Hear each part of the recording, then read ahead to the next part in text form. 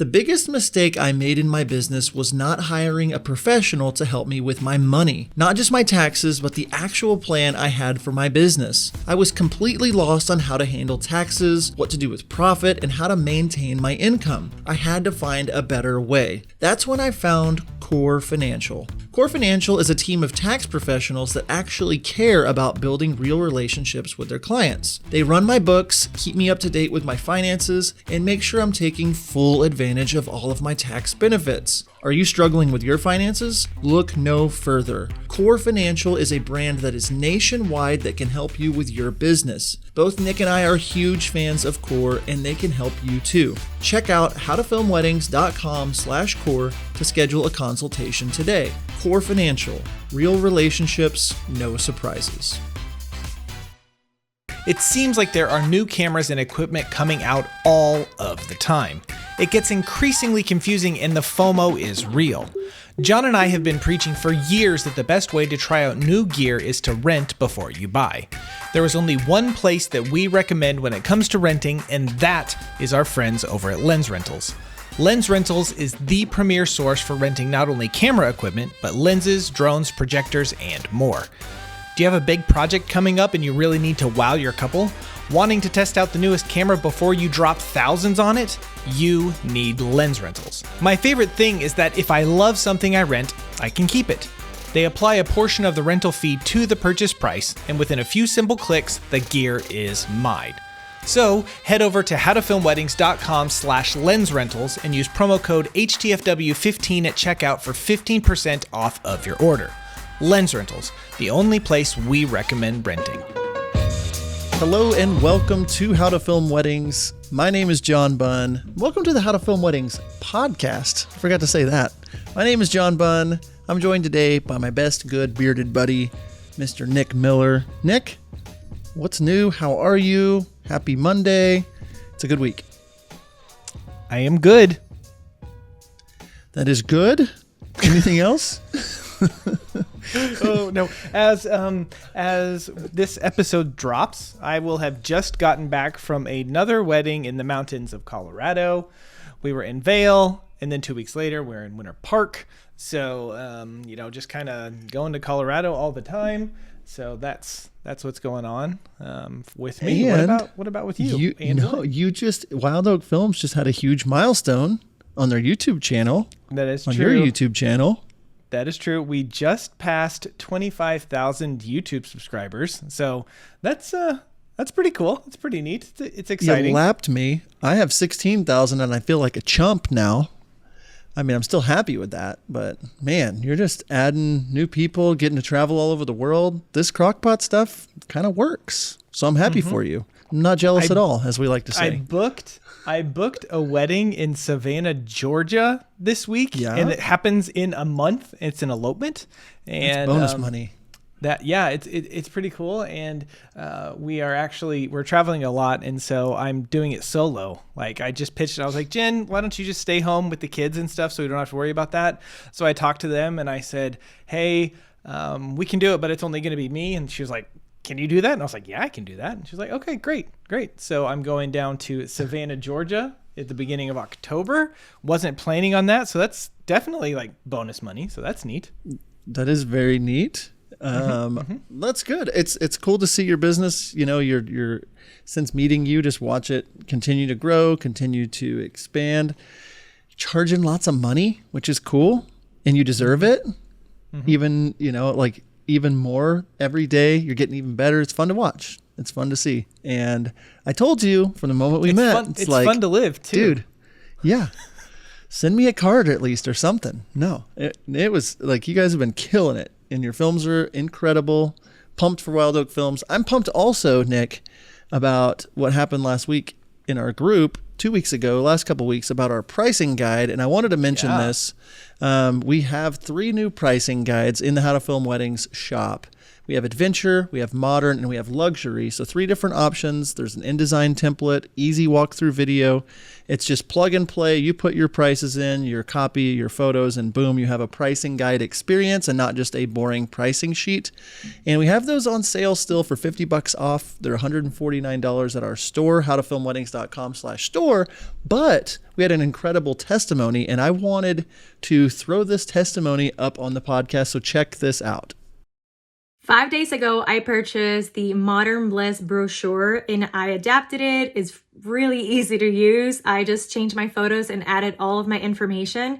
I only had the chance to send it to 2 clients and both clients booked my highest package within 48 hours, which is a record. Before using this template, I was using the Honeybook brochures, which I thought they were working okay, but I didn't realize what an opportunity I was missing to actually talk about me and talk about the business, answer a few questions, and also give the pricing. But I am so grateful that I purchased this template because first of all, it was super easy to make. They put a video on how to use InDesign, so I know how to use InDesign now. So if you are on the fence about this template, know that I paid $100 for the template and I made $8,000. So I will call that a good week. And that was an incredible review from Amanda. She sent us a DM on Instagram and was like, I made $8,000 in 2 days with this new pricing guide. And Nick had, our episode a couple weeks back just talking about booking 8 weddings in a row. This isn't a magic pill, but this is just an incredible experience for your couples to help them book weddings. So we want to plug that. It's in the store. People are buying it every day. We're really thankful for that. But if you haven't checked it out, head on over to howtofilmweddings.com/store. Now, enough about that, Nick. We have a really cool episode today and a new series that we're going to start doing on YouTube. I'll throw it over to you. I've been talking for 12 minutes now, but why don't you tell us what we're going to be talking about today and we can get into it. Yeah. So we've been kind of going back with some of the people that are in our, our kind of community and our admin kind of team and stuff, and just going back and forth about what should we talk about and what are some things that we should go on. And so today we're talking about things that we wish we would have known whenever we first started wedding filmmaking. So, back, forever ago when I started, and forever ago when John started, because he started way before me, even though I'm older than him. We had no clue what was going on. And what's so cool about starting as a wedding filmmaker or photographer, or even in this industry as a whole, now in 2021, 2022 and beyond, there's so much information out there. There are so many things that you can learn. There are so many ways that you can get yourself plugged in with a community, and that we didn't have whenever we started 8 and 10 years ago. So today we want to talk about a few things that we wish that we would have known. And we're actually, starting this week, we are going to be diving into some YouTube content, which we'll kind of talk about at the end, that's going to kind of cover some of these kind of topics in just kind of a short talking head video. So that is what we are talking about, things that we wish we have known when we first got started. Yeah, we see a lot of questions come up in our Facebook group again and again. It's like, hey, I'm about to shoot my first wedding. And if that's you, that's awesome. You're in the right place. So many people join our Facebook group, and one of the questions, is how long you've been shooting. And so many people are like, I'm just getting started. Even if you have been shooting for a while, I wanted to offer you a challenge. In the comments of this video, if you're watching on YouTube, put a hack or put something that you wish you would have known in the comments, and let's all help each other out. But you can still learn from this, even if you've been doing this for 5 or 10 or 15, 16 years, like some of us, this guy. But we're going to break down 3 things for business, shooting, and editing. We can't obviously go through everything that we wish that you would know.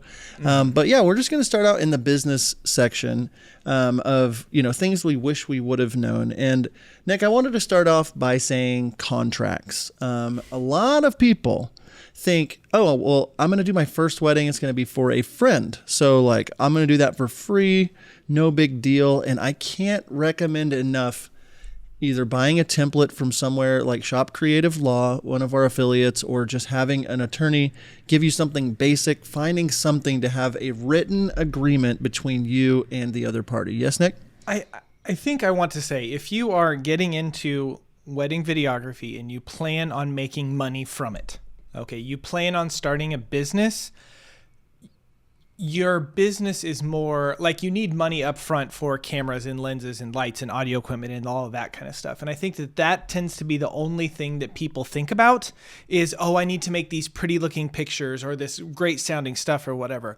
But the business side matters just as much, if not more. Okay. For instance, if you film a wedding and you lose all the memory cards, and now you don't have a wedding video, even if they paid you, you don't have a contract. Now they come and sue you, and you don't have anything to back you up to protect you, okay? Then you are like, what's the deal? And then you end up losing your house. I know that's an extreme situation, but if you don't have things set up legally, like a contract, like an LLC, someone sues you, then they can take all of your personal assets if they win.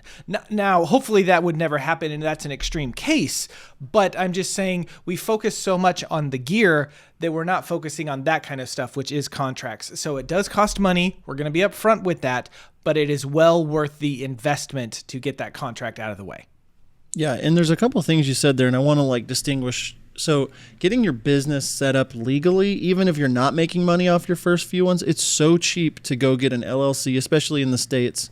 But check with your local government. But you can get incorporated. You can get some kind of protection. So if something crazy happens, you knock over a candle at the reception and burn down the reception venue on your first wedding or whatever. We never plan to have these crazy things happen, but having just your business set up correctly and then having physical contracts or digital contracts for you to send to your couples to lay out what you expect, what they expect. Because I've noticed this so many times, and we've seen this again and again in our group and just the mentor sessions, where somebody will do a wedding for free for a friend, and then the friend wants to use unlicensable music or doesn't want their footage online afterwards, or they don't think through a lot of these things when it comes to what they're delivering. And so having everything written out and understood, that gives you something to go back on, because they're planning a wedding, months are going by, they're not remembering what they're getting. And so having that all detailed out in a contract is huge. If you need a contract, go to howtofilmweddings.com/law, and there's a link there with the contracts we recommend and everything like that. Nick, number 2 on the business side of things, what you got? Well, this was, I kind of turned this over to you because this is, your area, and you came up with the one that's realize it isn't about the videographer. Okay. And, as I think as the older that I get, whenever it comes to, being a filmmaker and stuff, running my business and how I treat people matters more than almost anything else. Okay. And so a thing that I would, some photographers that I followed for a long time, their name's Amy and Jordan Demos. Amy and Jordan is their photography brand. And someone asked them, hey, I'm shooting my first wedding this weekend, in an Instagram post. This was probably a couple of years ago. And they wrote down this big long post, and they didn't once talk about gear. They didn't once talk about timeline. They didn't once talk about anything like wedding day. All they said and all they talked about was serve your clients well, be helpful, be on time, be a good person, know that the wedding day is about the couple and not you. Okay. And so that is a big thing when it comes to running a business, is making it about your clients and their experience and how you serve them and how you treat them, rather than, ooh, how can I get this cool shot or get all these other wedding videographers to think that I am cool by doing this cool stuff. Mm-hmm. Empathy goes a really long way. And I see a lot of us filmmaking kind of artistic folks are very one-dimensional when it comes to, we're thinking about our shot, we're thinking about getting the perfect light, we're thinking about getting the perfect audio, but we're not putting into play just wow, the bride's mom seems really stressed right now, so going over here might cause more stress, or just thinking through those things. And I guess my piece of advice when it comes to realizing it isn't about the filmmaker is play the long game in your business. Like, what ripple effects of you doing this today? Like, imagine you 5 years from now still doing this. Were you really cool to the wedding planner, the photographer? Did you treat them well? Did you just get in their shot the whole day? Like, were you annoying to the bridesmaids, like getting in their way during speeches or getting in, like, just thinking through more of that long game of, it's not just about you. Yes, you need to get your stuff, and that's what they're paying you to get when you're there, but realizing it's not just about you. This isn't your production. This isn't your film set. Yes, you want to control as many things as you can, but ultimately, I always will default to, how can I make this couple have a better experience over how can I get this epic drone shot or gimbal shot or make this sound perfect or things like that. Yes, and when you realize that it isn't just about you, and you realize the importance of networking and those vendor relationships and how you treat other people and that stuff, that goes way, way further than you creating the best work. I think there is a common misconception in any sort of art field, art industry, and that is that your work will sell itself. Okay, there is a degree to that, but it is so much more than that. Okay, if you want to sell your art, it needs to be of a certain quality.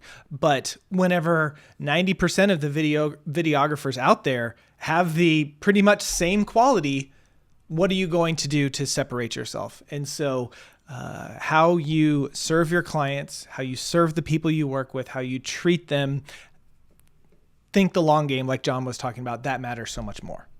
I can't tell you how many couples I have booked because they were a bridesmaid or a groomsman at a wedding, just because I made their day more enjoyable. They were impressed by how I treated them on the wedding day, how I treated the couple, how the couple felt, how it wasn't stressed, because a lot of times these bridesmaids, it's the season of life that they're in. They've got a friend group of 8 or 10 girls or whatever, and they're all getting married and in each other's weddings, or, you know, they're seeing weddings all the time and they talk. And so by being, you know, aware of the fact that it's about them and making them feel special and enjoying that day paired with really good work, that's when the magic really starts to happen. And on the heels of that, the third point on running the business, which there's so many things about running a business, but one that really came to the top that goes right along with this is people care more how you make them feel than anything. Like, so if when their wedding is over, I don't know how many times I've been told this, Nick, but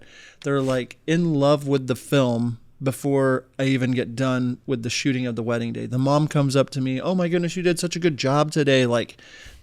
You've done so great. You're so good at what you do." And it's like, they don't even know if there's a battery in my camera, but they love the film and they're ready for it and they're expecting it to be amazing just because of how I made them feel. And not just on the wedding day, but leading up to the wedding day, when we booked them, all the way through until we've delivered their film, and then after. Anything about how you make them feel you want to add to that? I know that one's kind of a short point. Yeah, that's the biggest thing, is just be a person that, like John was saying, causes them to fall in love with it before they see anything. And you do that by being professional, by being on time, by being considerate, helping where you can. You know, it's a big deal, especially on a hot wedding day. Go buy a 6 or 12 pack of water bottles, keep a couple on you, and give them to the couple, you know, when they're outside in the hot. Like, that sort of stuff matters so much more than you actually think it does. And so doing what you can to make them fall in love with your film before they see anything is huge. It's huge. Yeah, I love that. I think that there's so many more things. I mean, obviously we go deep into those in our course and a lot of other episodes, you know, on the business side of things. We've got a lot more to talk about when it comes to filming, shooting, editing, and we're going to do that after this break. Hi, it's Michael from Wedditer. We want to thank everyone for the incredible support we've received since sponsoring How to Film Weddings. Yes, we've had some growing pains, but we've had far more wins. And we're doing something that's never been done. We're a remote team of over 50 editors in 10 countries. I often joke that we're as much a logistics company as we are a creative company. Right now, demand is off the charts. And we don't just say yes to everyone and scramble to figure it out. That's why we're asking you to help us help more of you.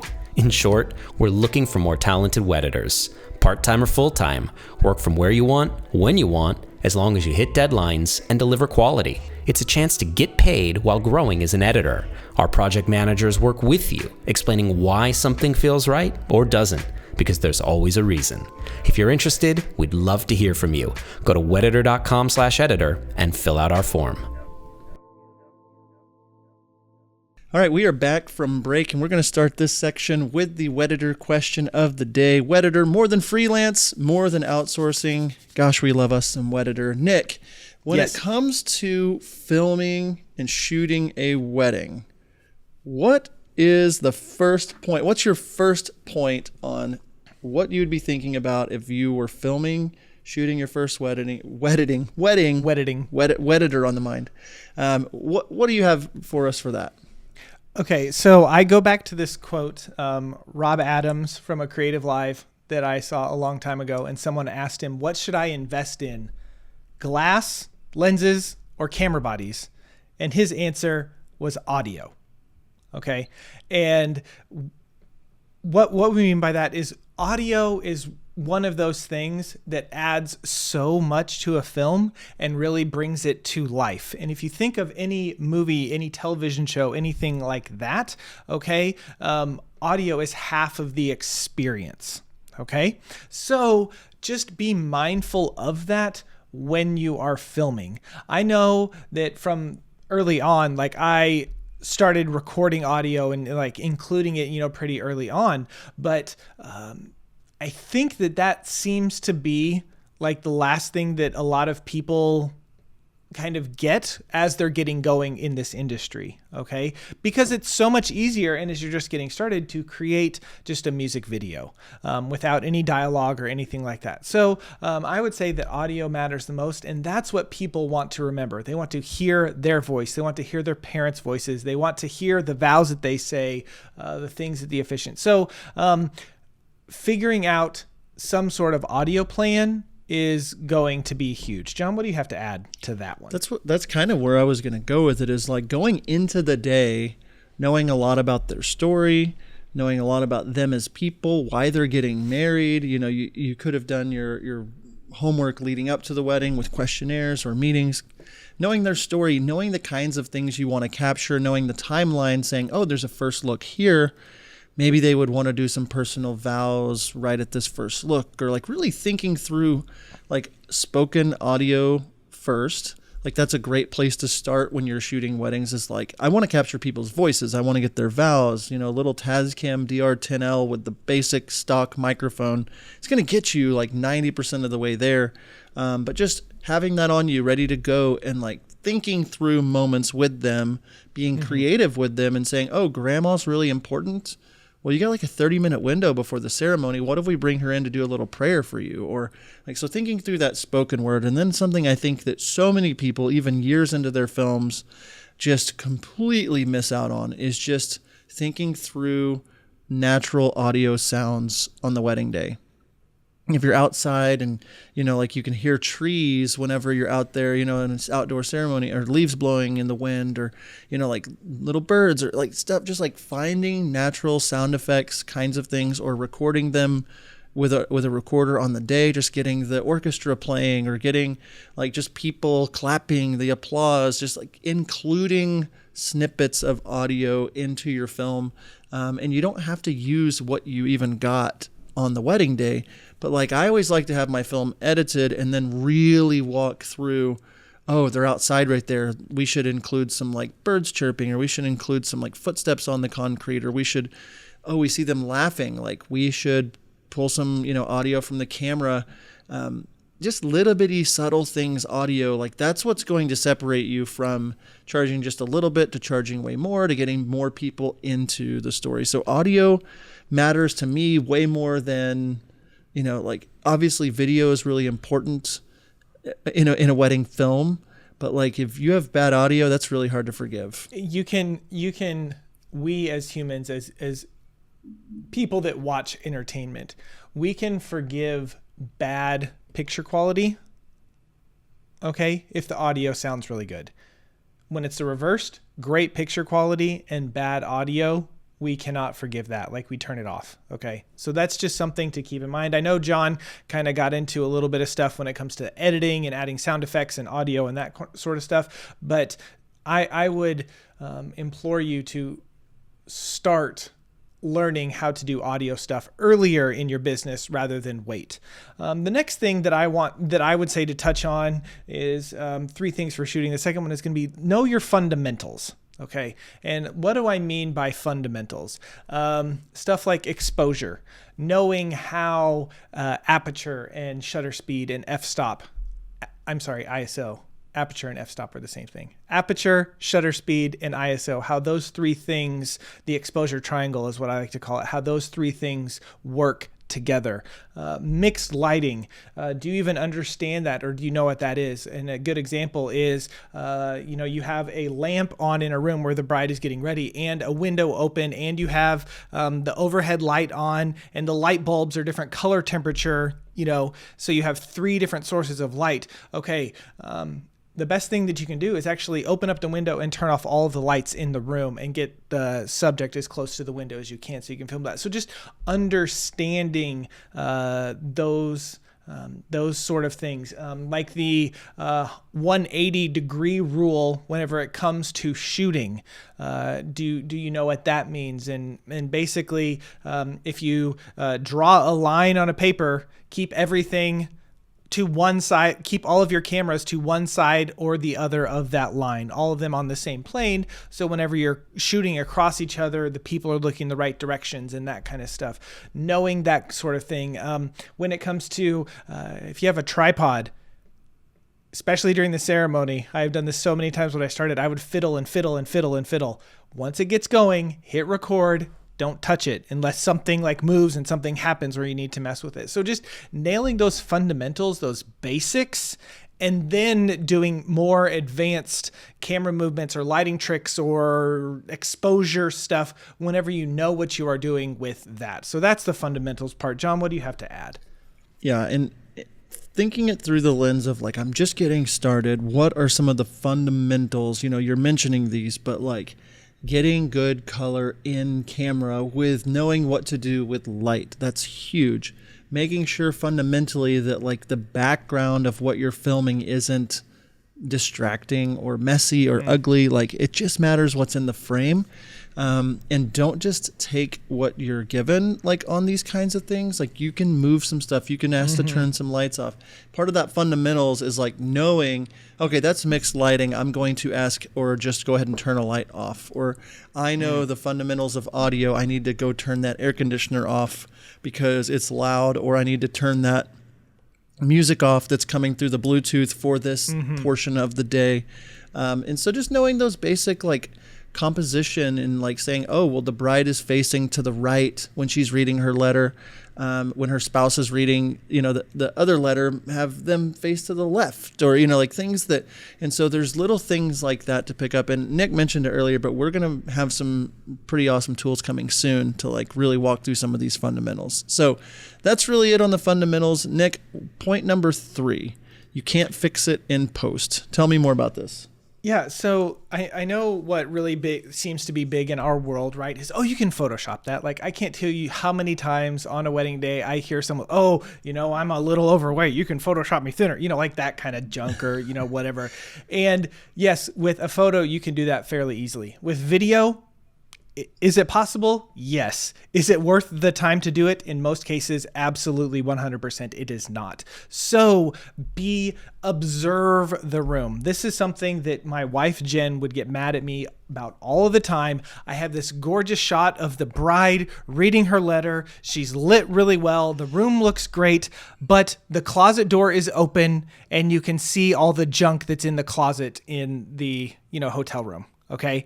And so now I'm like, she's like, now like that, my eye goes straight there and it ruins the shot for me. Okay, so just be mindful. You cannot take that stuff. That also goes with color balance, white balancing using Kelvin or auto or whatever. If you are way too cool of an image, you can warm it up in post and you can kind of make it, but it's going to look off a little bit. If you are really overexposing your image or really underexposing your image, it's going to be really hard to get that to look correct. So you can do some things in post, but you can't quote unquote fix it in post like you can something like photography, which has a lot more benefits, shooting raw and it's one frame versus 25 per second or something like that. So that's a big thing with that. Just be mindful of your surroundings. In the reception, be mindful of where your tripods are, where your light stands are, where all of that kind of stuff is,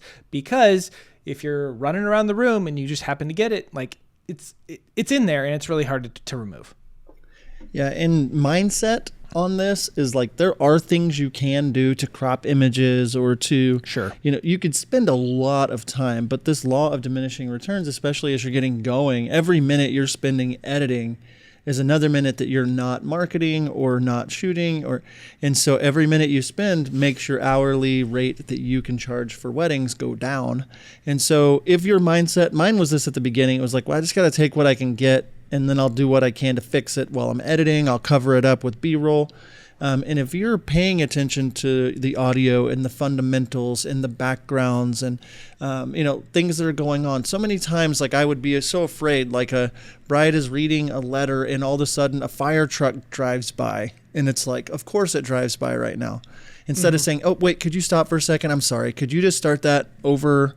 Like that fire truck's going to be distracting, or have her finish and then have her whatever, but like taking control of situations and instead of saying like, I can try to remove that fire truck in post, that audio from that siren or whatever it is, or a baby starts crying or whatever, it could be an audio fix or an angle or whatever, or you're looking at your screen during a ceremony and you realize, oh my goodness, the sun came out and now the bride, her dress is way overexposed. It's like, well, I can bring that down in post. It's like, knowing those rules and knowing those fundamentals will help you so you have less things that you're doing in post to make it right, which is going to make your hourly rate go up because you're spending less time editing. I can't tell you how many times I've spent a day trying to fix like one part of audio or one part of video that just like, well, let me clone this little spot and like keyframe it over and over so like that background that I was moving on the gimbal is not showing that exit sign when I could have easily just turned the camera just a little bit and missed it. And so having that mindset at the beginning of like, well, I'm just going to film what I can film. I'll fix it later. That's going to cost you a ton of time and therefore a ton of money. So there's a lot more, Nick, to go. We have a cool kind of announcement. I don't know if that's what we want to call it. That's coming up in the next segment. We're going to be talking about editing a little bit, and we're going to do that right after this break.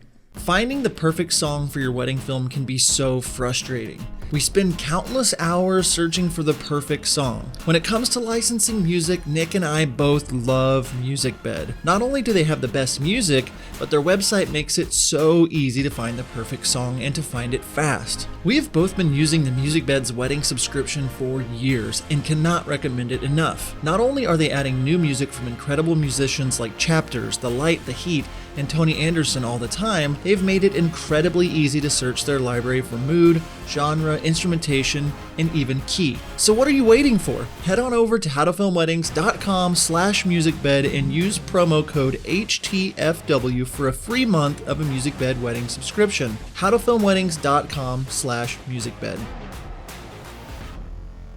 All right, we are back from our last break, and we've been talking all about things that we wish we would have known when we started with our wedding film business. We've gone through kind of the business side of things, contracts, realizing it's not just about you and that people care about how much you make them feel. Then we went into talking a little bit about like your shooting, audio mattering. Is that a word? Is that a word? Mattering. It does. Audio matters. The fundamentals, knowing those, and then not having a mindset where you'll just fix it in post. And so now we want to get into the last part of, today's podcast, editing. Nick, you do a great job of editing your films. and I'd love to just kind of hear from you. If you're talking to somebody that's new in this, what are you thinking about advice-wise when it comes to edits? The very first thing that I will say, and this actually took me a long time to get here after many conversations with my wife, who I was editing this film one time, and the bride, was reading her letter, and it was like this really emotional, like powerful point. Like it was great. And a bridesmaid walked in the room, goes, "Ooh!" And then when she shut the door, it made this loud slam, like right in the middle of it, right as all this is going on, as the bride is, and I was like, Jen, we can't use that. And she goes, why? Why can't you use it? And I was like, because there's this, she goes, so? Like that moment matters more to the bride and the groom than it being perfect.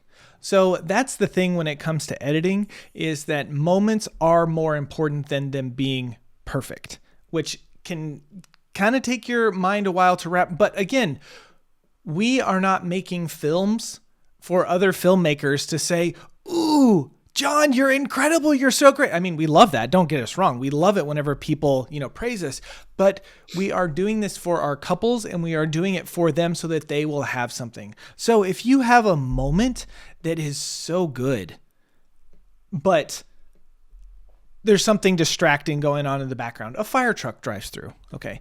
Or maybe, like I was talking about this letter reading, and I have this door open and you can see, all that, like, the perfectionist in me wants to cut that stuff out and not include it at all. Okay. But the moment of that thing matters more than it being perfect. So that's the thing that I want you to maybe start figuring. And obviously you're striving to get the best version that you can. But sometimes, like there was a time where there was a moment, I can't remember the moment, but I remember it was a little out of focus. I mean, it was like one of those ones where you kind of had to squint. Is this in focus? Is this not out of focus? But it wasn't in focus.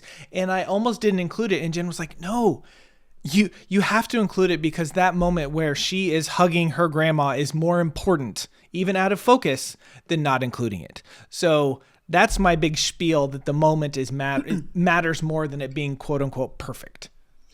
You said something that's really important that it's not on script necessarily, but so many filmmakers are all about impressing filmmakers. And that's great. I love when someone messages me and says like, your films are so underrated, like good job or whatever. That feels nice, but it does. As we talked about earlier, it's more about how you make the couple feel. And part of that is including those special, like those moments, even if they're not perfect. You can always make like another little highlight reel if you wanted it for your portfolio or something that doesn't include that moment. But this whole idea of like taking that out because it's not going to look good on Instagram or it's not going to look good on your YouTube channel whenever that's a moment that they hired you to capture. Mm-hmm. It's kind of gross. I mean, to me, you really have to think it through of like, is this serving the couple by having this moment in the film, And so, yeah, moments matter more than perfect footage. That's a great first point. And Nick, more on a practical side, and if you're cool with going to point number 2, I am cool with going to point number 2. This one is something that we see a lot. And we talk to people in mentor sessions that are like, man, I'm shooting 4K 60 all day in these really high codecs. I'm shooting 2 terabytes of footage for this wedding. And I have a MacBook from 2019, 2018, and I can't edit. So the second point is, can your computer handle the footage? And is it like, even like we had a mentor session the other day and they're like shooting all 4K everything and didn't promise them 4K, and they're not charging enough to, like, they're going to spend more on a hard drive than they made for the whole wedding, like the hard drive space and the cards to do this. So Nick, what do you have to say about like computers handling footage, all that stuff? Yeah, just make sure or have a workaround on how to do it. I mean, 4K footage is beautiful. Okay.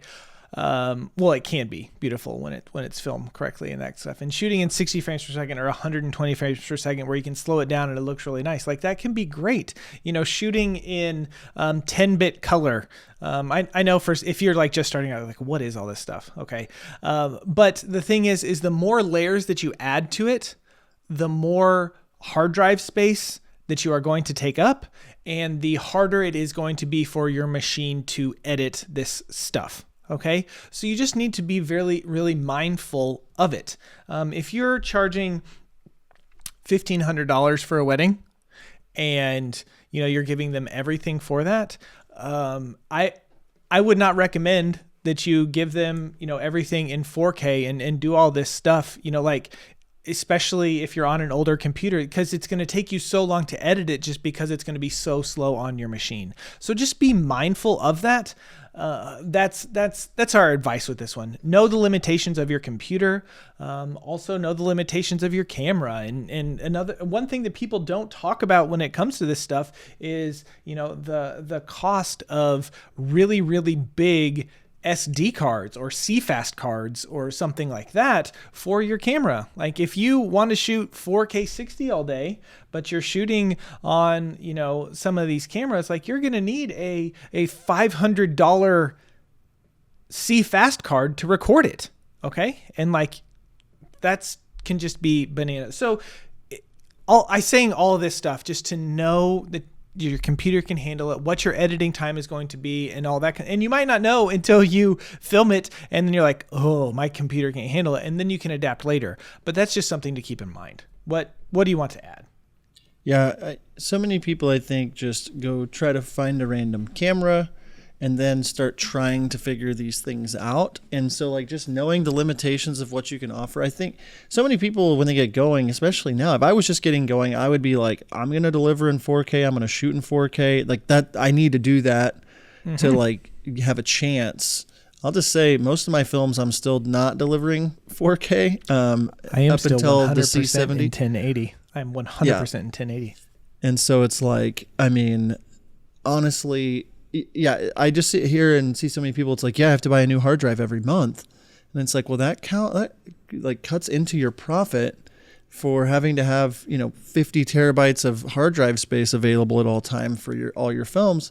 And so just knowing maybe during the day I'm not going to shoot 4K 60 unless it is during the portrait session or details, so I can slow it down, or it's you might not need 4K 60 for 4 angles at the ceremony, maybe just a gimbal, or so there's different ways around it. But just knowing that kind of information beforehand, before you get into a position where you're oh my goodness, I'm gonna have to restart my computer every 30 minutes because it's smoking because I'm doing too much with it. I'm all these high codecs, all this super deep data, all this rendering.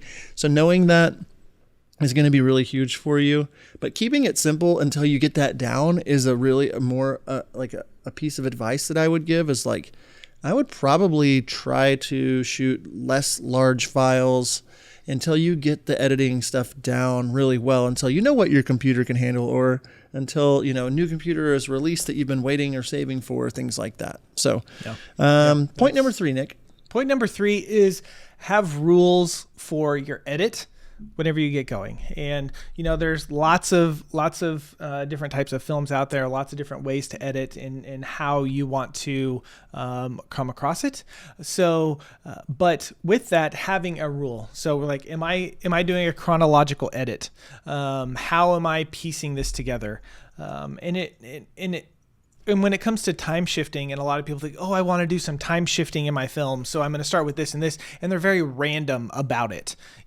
We do a lot of time shifting in our edits, but there is a thread that you can kind of pick up. There is some stuff that makes sense whenever you sit down and objectively look at it. So have rules for your edit. Don't just randomly do stuff. Another thing that I will recommend that I think so many people miss whenever it comes to editing is showing what people are talking about. Okay.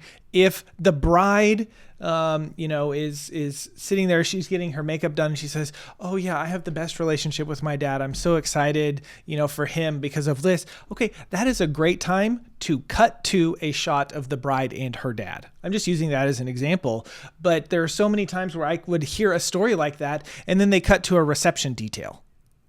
I'm oh, I think you missed I think you missed an opportunity here to layer those two things together. So having a rule, that kind of stuff. And John, I think there might be maybe something else that you want to add on here when it comes to the editing stuff. Yeah, and on the point of like the rules for your edits, like for me, example, like I want to appeal to a certain type of couple. And so like I'm not showing anything in my edits. The public ones that I'm using, like that don't make sense for me. I'm not aiming to do a lot of barn weddings in Oklahoma. Like they're fine. It's just not what I'm wanting to do. And so like when I wanted to transition out of doing those, the ones that I had put on my website or things like that, I would edit it together in such a way where it only showed off what I wanted people to see. And so there's some of that where you can be stingy with some of these edits to market how you want, but also remembering that couple, if you are in that situation, paid for that barn for their wedding, so you want to show it off. So like but knowing rules for your edits are really important. And then Nick, like you were saying, I did want to add just like a bonus point when it came to the edits themselves.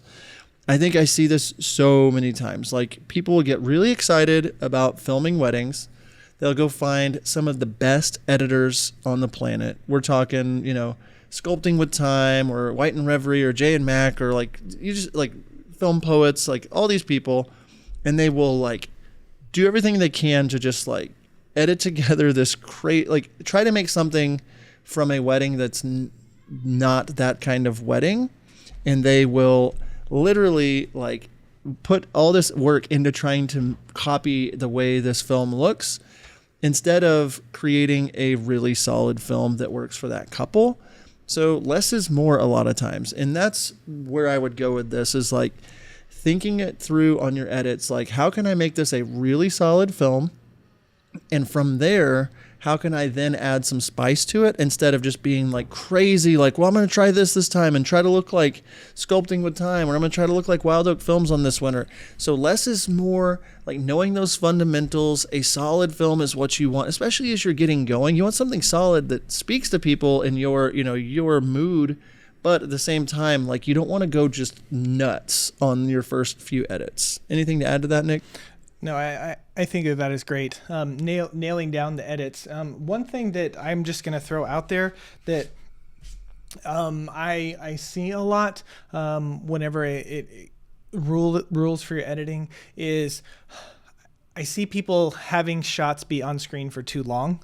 So as you're editing, it's called, editing for a reason. You're cutting it down, you're cutting it, and then edit to the music. Like whenever you're first getting going, like just cut to the beat of the songs. That's going to help you, kind of get your footing as you're getting going and that kind of stuff. But yeah, John, that was really, really solid advice about, not trying to do too much and like trying to emulate other people and find your own voice and like that kind of stuff when it comes to editing. So one thing that is pretty that we're excited about is John and I have, it is neat.